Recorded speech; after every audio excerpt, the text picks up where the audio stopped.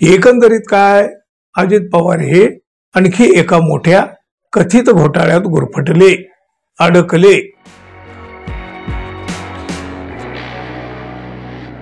मित्रहो, सिंचन घोटाळा कोण विसरू शकेल हो?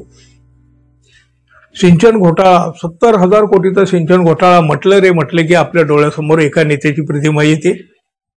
अगदी लहान मुलापर्यंत सुद्धा हा कथित सिंचन घोटाळा प्रसिद्ध आहे। 70,000 कोटीच्या या कथित सिंचन घोटाळ्याचा मोठा डाग अजित पवार यांना आधीच लागलेला आहे आणि तो पुन्हा पुन्हा डोक्यावर काढत असतो अधूनमधून कुठल्या न कुठल्या निमित्तानं।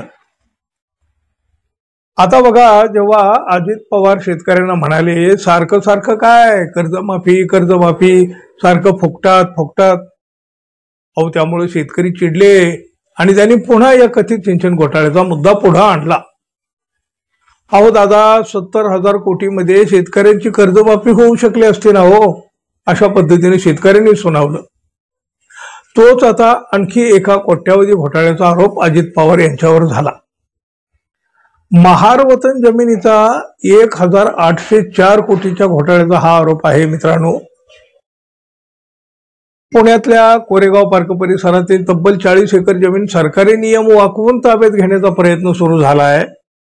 हा जमीन घोटाळा 1,00,000 कोटी रुपयाचा असून हा व्यवहार आम्ही लावून धरणार असल्याचं काँग्रेसचे विजय वडेट्टीवार यांनी म्हटलं आणि लगेच महाराष्ट्राच्या राजकारणात पुन्हा एकदा मोठ्या आर्थिक व्यवहारावरून खळबळ उडाली। उपमुख्यमंत्री अजित पवार यांचे सुपुत्र पार्थ पवार हे डायरेक्टर असलेल्या अमेडिया होल्डिंग्स LLP या कंपनीनं तब्बल 1,804 कोटी रुपये बाजारभाव असलेली महार वतनाची जमीन केवळ 300 कोटी रुपयामध्ये विकत घेतली। अर्थात असा हा गंभीर आरोप आता समोर आला। अहो, यापेक्षा सुद्धा धक्कादायक म्हणजे या व्यवहाराच्या नंतर केवळ 2 दिवसातच स्टॅम्प ड्युटी माफ करण्याचे आदेश देण्यात आले। अर्थात हा दावा आहे, अर्थात हा प्रकार ऑफिस ऑफ प्रॉफिट आहे। त्यामुळं अजित पवारांनी उपमुख्यमंत्री पदाचा राजीनामा द्यावा अशी मागणी सामाजिक कार्यकर्त्या अंजली दमानिया यांनी केली। वतनाची जमीन सरकारची परवानगी न घेता एकतर ती विकताच येत नाही आणि जर परवानगी न घेता अशी विक्री झाली असेल तर ती बेकायदेशीर ठरते। अशा वेळी जमीन पुन्हा सरकारकडे जाऊ शकते। मग महसूल मंत्री ही जमीन जप्त करण्याचे आदेश देणार तरी कधी? ही जमीन असलेल्या भागात आधीचे व्यवहार काय भावाने झाले होते याचा तपशील सुद्धा द्यावा। स्टॅम्प ड्युटी न घेण्याचा निर्णय कुणी आणि कुठल्या अधिकाऱ्याने घेतला, अशा अनेक प्रश्नांची सरबत्ती सुरू झालेली आहे।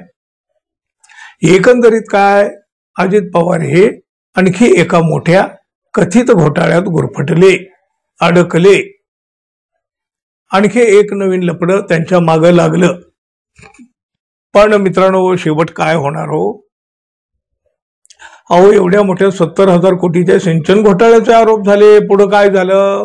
मग आता या नव्या आरोपाचं तरी होऊन काय होणार हो? अजित पवार हे आता भाजपाचे मित्र आहेत, ही लक्षात घेण्याजोगी बाब आहे मित्रांनो। आणि मग देवेंद्र फडणवीस यांच्याकडे तर काय हो, क्लीन चिट आधीच तयार असते। मग अशा परिस्थितीमध्ये अडकतील का हो आता अजित पवार? काय म्हणाल तुम्ही? जरूर सांगा। धन्यवाद, पुन्हा भेटू। नमस्कार।